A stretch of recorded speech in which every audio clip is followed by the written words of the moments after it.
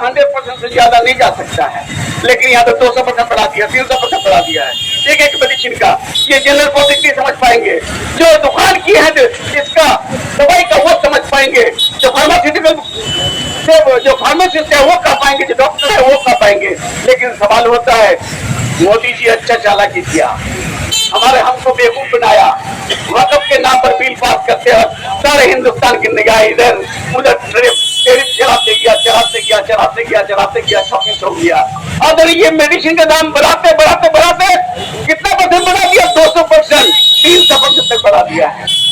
अब आने वाला दिन हमारे गरीब जो है गरीब होते जा रहा है और अमीर जो है अमीर होते जा रहा है। ये पॉलिसी इनका है। आज अडानी को देख लीजिए, जो 70,000 करोड़ का मालिक था, यही मोदी जी बनाया था, आज वो 21 लाख 22 लाख करोड़ का मालिक हो गया। उनके पैसे जो है बड़े बड़े ताजमहल बनता है कहाँ?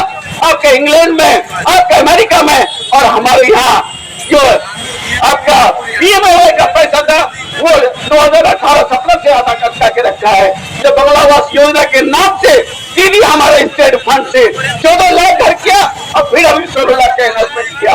एमपी एनर्जी का पैसा बंद रखा है, जिससे जो हमारे गरीब भाई के लिए मसीहा बन के आया था।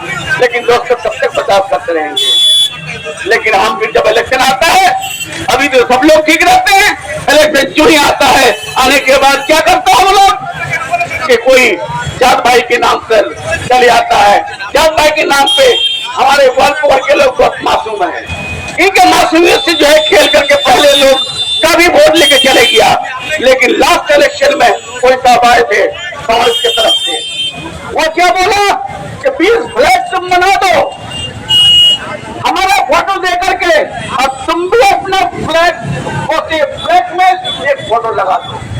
हमारे नौजवान क्या समझे? अरे भाई, उनका एमपी साहब के साथ हमारा फोटो रहेगा, इससे बड़ी बात क्या हो सकती है?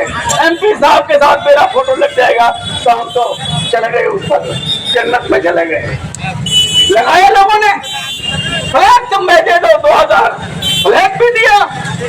उससे सवाल जब नहीं हुआ तो फिर क्यूआर कोड किया। क्यूआर कोड करके क्या किया कि भाई हम गरीब हैं। अरे भाई, 44 साल तुम्हारा फैमिली यहाँ रूल किया, 44 साल तुम लोगों ने एमएलए रहा, 44 साल तुम लोग मिनिस्टर रहे, 44 साल तुम्हारा पावर एमएलए रहे। वालपुर के कोई लोग तो ब्लैक दान नहीं मांगा था, कभी क्यूआर कोड नहीं किया था। हमारे मैडम निजाम साहब 7 मरतबा हार के आया चकलिया से। कितना बार? 7 बार। चकलिया के लोगों ने वोट नहीं दिया था, ग्वालपोर के लोग वोट दिए थे। उस वक्त भी कुछ लोग जो है ग्वालपोर के जाके उन लोग को वोट देते थे। फिर आया कौन? मरहूम इमाम साहब मेरा बहादुर, वो भी चकलिया से हार के आया, रोते हुए आए थे। निजाम साहब 7 बार मेरा बहादुर रोके आया। उसके बाद कौन आया? गुलाम रब्बानी, जो आज आपके सामने खड़ा है। उससे पहले कौन आया? आपके मुस्तफा मास्टर साहब, वो भी हार गए। उनके बाद जो है फिरोजुल साहब, वो भी हार के आए। हमारे अलीमा नूरी गई, वो भी हार के आई। और हम तो अगर 9 में फाइट किए, हमको भी आप लोगों ने हरा दिया था। तो मैं उस दिन कसम खा के आया था, इस सरजमीन पे अगर मैं इनका चकलिया के बेटे को अगर हम एमएलए न कर पाए तो हम चकलिया कभी नहीं आएंगे। और आपका चेहरा जो है जो उदास है, इस चेहरे में मुस्कान भरेंगे तो आज मिनाजुल आजाद को मेरे मुताबिक, मेरे कहने के मुताबिक वोट देके उन लोगों ने बहुत से वोट जिताया था। जिताने के जो एमएलए बनाया, एमएलए बना करके आज जो है डेवलपमेंट का काम कर रहा है। और वो एमएलए क्या बोलते थे कि एमएलए जीतने के बाद तो आवाज उठाने के लिए एमएलए होता है। अरे भाई, रब्बानी भी तो आवाज उठाता है। डेवलपमेंट का काम छोड़ दे, रास्ता कौन करेगा, ब्रिज कौन करेगा, घाट कौन करेगा? तो ममता बनर्जी की दायर है आज क्या हमको मोदी जी बढ़ाता है? मोदी हमारा मोदी जो है वो सब्सिडी देता है, कम सेट करता है। आज क्या नहीं दिया है दीदी? सर सामने इलेक्शन होगा, बीजेपी का टारगेट क्या टारगेट होगा? एक ही बात की टारगेट होगी कि बंगाल अगर हम फतह कर लिए तो हिंदुस्तान में हमारे सामने और कोई आने वाला पैदा नहीं होगा। हम जितना चाहते हुकूमत कर पाए करेंगे। वो उसके लिए क्या करेगा? 4-5 कैंडिडेट खड़ा करवाएंगे, एक एक कैंडिडेट को पैसा भी देंगे। अगर 5-5 हजार 10-10 हजार हम भी जो है हवा हो जाएंगे या हमारे कैंडिडेट भी हवा हो जाएंगे। इस तरह का स्ट्रेटेजी चल रहा है। इसलिए दोस्तों, ममता बनर्जी को देख करके, हमारे मुख्यमंत्री को देख करके आज जो है ईद की नमाज पढ़ने नहीं दिया योगी, छत पर भी किसी को पढ़ने नहीं दिया, पुलिस भेज दिया, मस्जिदों पर ताला लगा दिया, आज कब्रिस्तान खोद रहा है।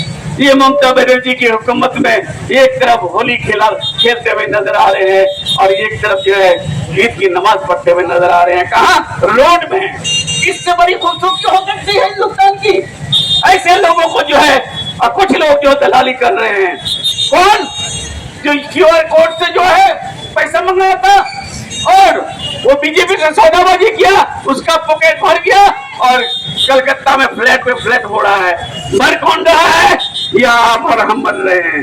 कौन झमेला में कौन फंसे हुए हैं? हम लोग फंसे हुए हैं। इसलिए आप लोगों से एक ही थोड़ी जरूरत है, ये मेडिसिन का दाम जो बढ़ाया है, हमारा डिमांड है कि मेडिसिन के दाम को घटाया जाए। और वर्क बिल जो पास किया है, हाँ कृषक बिल भी पास हुआ था।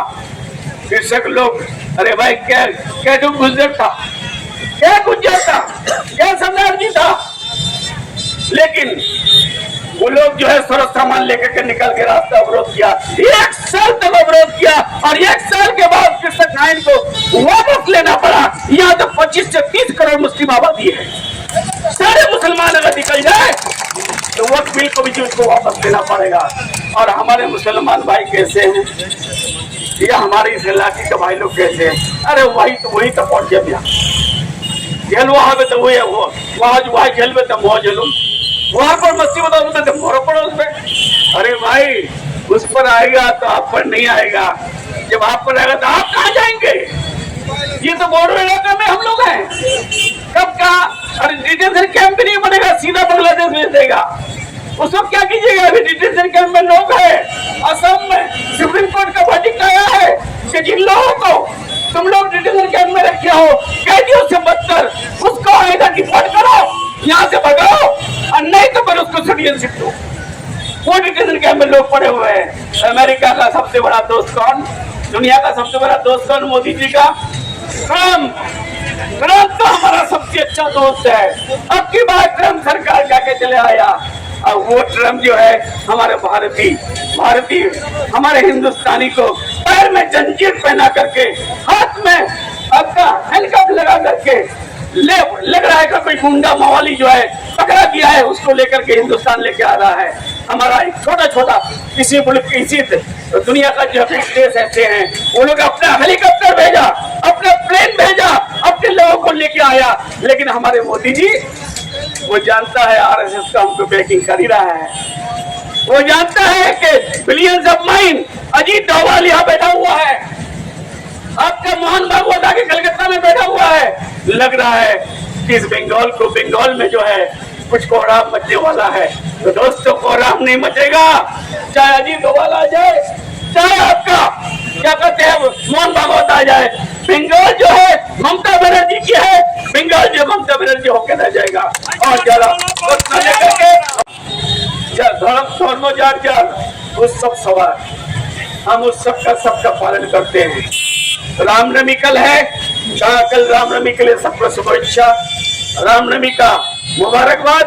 और रामनवमी में जिस तरह से हो रहा है, कोई भाई जो है कोई अनचावट इंसिडेंट ना करे, पुलिस प्रशासन रहेगा। और पंचायत समिति के मेंबर, ऑल प्रधान, ऑल प्रेसिडेंट, सारे लोग मदद करने के लिए, रास्ते घाट जो क्लियर होना चाहिए, खासतौर से विपरीत आपका नंदोजाल, चिकरीबाड़ी, शाहपुर, इधर से पंजीपाड़ा, ये जो है सारा रोड क्लियर होना चाहिए। रामनवमी का आज जो है रामनवमी का त्योहार है, इस्लामपुर जाएंगे, इसीलिए तो चले जाए, ठीक है। और